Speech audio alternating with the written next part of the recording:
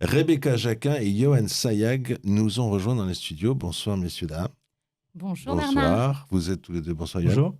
Vous êtes tous les deux présidents, pas vice-présidents, tous les deux présidents du Keren Hayesod. Le Keren Hayesod, c'est une très grande institution. C'est une institution gouvernementale israélienne. C'est même c'est avec le KKL, avec l'Agence juive. C'est des organisations qui sont paragouvernementales. Mais alors déjà, tout de suite, pourquoi deux présidents? On me dit, moi, que les femmes, elles savent faire deux choses en même temps, mais là, il y a deux présidents. Ah, pourquoi? Comme ça, on sait faire 10 choses. Et que ça fait 10. Ah, mais on est multiplié. La Non, parité. alors, C'est une tradition, j'imagine. Il y a eu un binôme avant nous qui a été composé de Judith Hawkes et d'Anne Serfati. C'était le premier binôme qui avait suivi et succédé à Richard Prasquier. Et l'idée est bonne parce que de toute façon, c'est une fonction qui est très importante, qui est aussi lourde. Et pour avoir non seulement la parité, mais être toujours présent au maximum dans les événements, dans les sollicitations et porter la voix, à deux, c'est encore mieux. Et un homme, une femme, c'est l'idée. Ça plaît à tout le monde. Pourquoi est-ce que vous avez décidé de vous investir dans une grande institution? Je dis ça. D'abord, déjà, je voudrais vous remercier d'être venu nous voir dans les studios de Radio Shalom, parce que vous m'avez dit, non, nous, on veut venir pour parler directement aux auditeurs. Donc ça, vraiment, c'est appréciable. Beaucoup de gens disent, on va faire un Zoom. Non, nous, on vient, on va parler directement aux auditeurs, ce qui montre déjà une certaine patte militante. Mais pourquoi militer dans une grande institution? Moi, j'ai beaucoup de gens qui trouvent Ils essayent toujours de trouver un peu des petites associations, quoi. Pourquoi choisir vraiment comme ça une grande institution comme le Keren Hayesod? J'ai envie de répondre tout simplement Israël. C'est-à-dire qu'en fait, Rebecca et moi, on a vraiment Israël dans le cœur et ça ne s'explique pas forcément. Et le Keren Hayesod, c'est l'institution qui nous permet finalement de nous exprimer et de donner de notre temps et de nous investir pour Israël. C'est-à-dire que, comme tu le dis, il y a beaucoup d'associations et puis on a besoin de toutes ces associations et institutions. Mais le Keren Hayesod, c'est vraiment un organe de collecte officiel. Il y a une loi à la Knesset qui reconnaît le Keren Hayesod comme institution de collecte.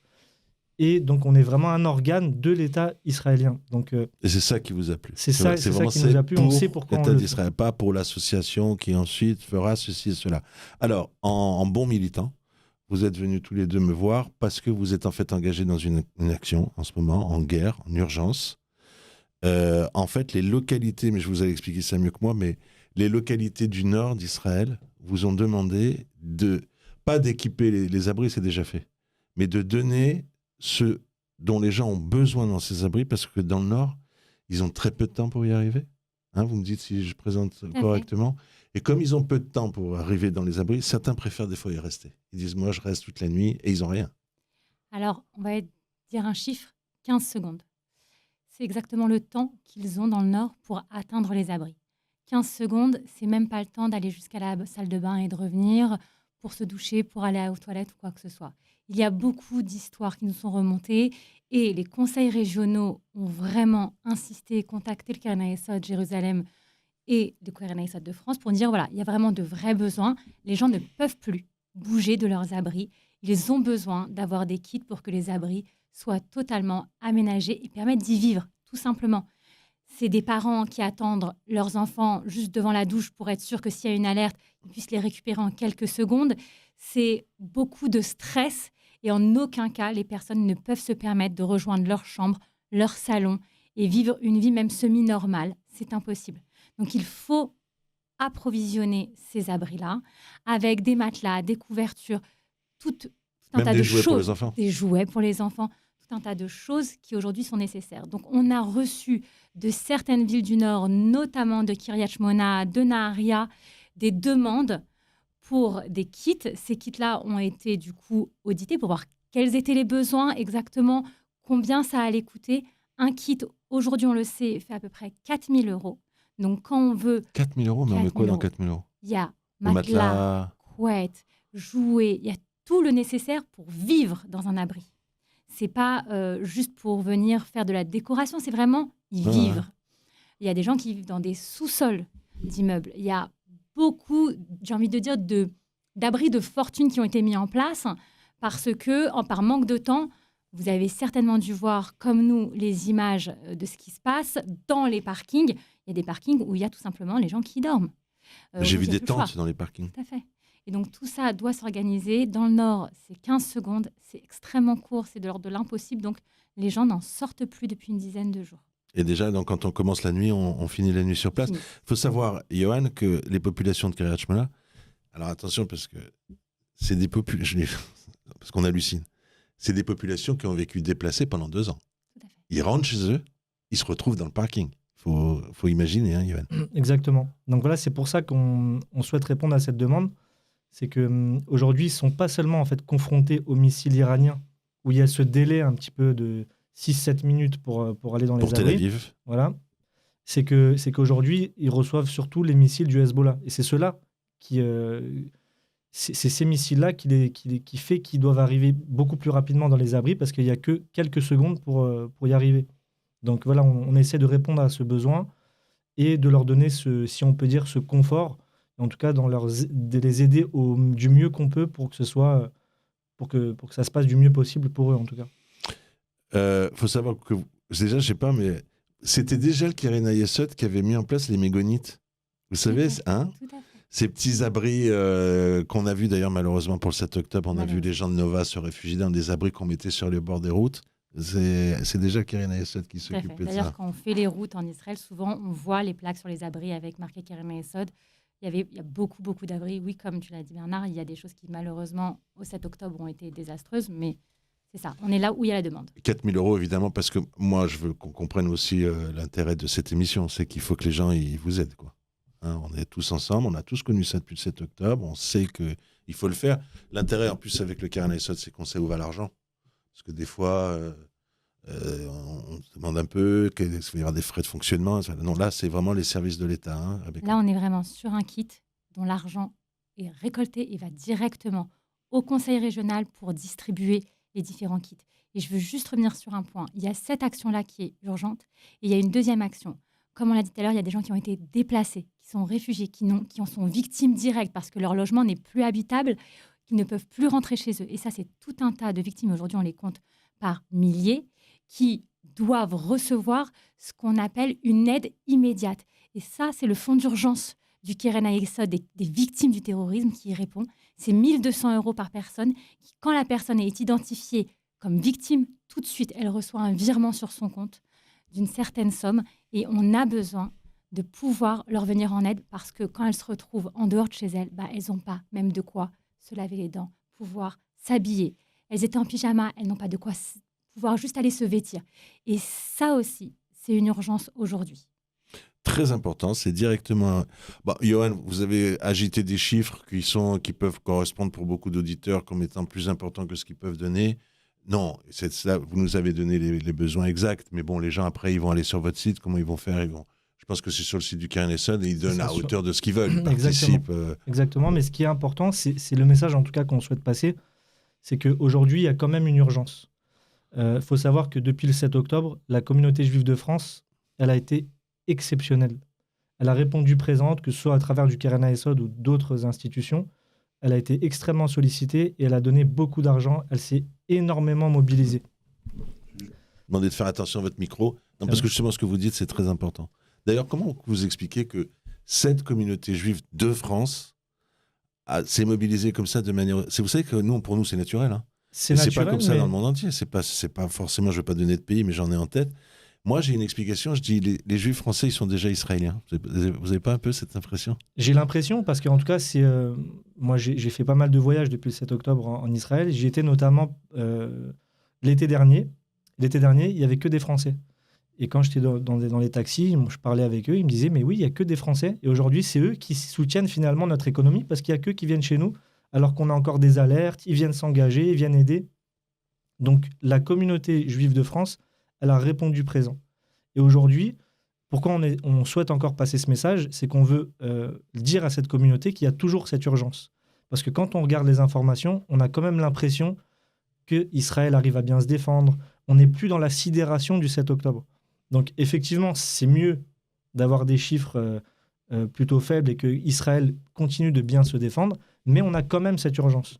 Il y a toujours des foyers qui ont dû quitter leur appartement, il y a toujours des victimes, on a toujours besoin d'aider la population israélienne, même si on a l'impression que finalement c'est un peu mieux qu'il y a Non. quelques mois. C'est pas une impression, c'est parce que c'est organisé, tout simplement. 7 octobre, on est pris par surprise. Les gens sont suffoqués de ce qu'il leur arrive. 1200 morts en un jour, c'est dingue. Après, il faut déplacer des populations entières.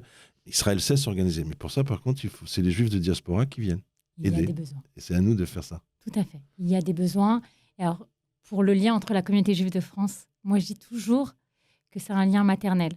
C'est un peu comme la mère et son fœtus. Je dis toujours qu'il y a ce cordon ombilical entre Israël et la communauté juive de France et qu'il n'a pas été coupé.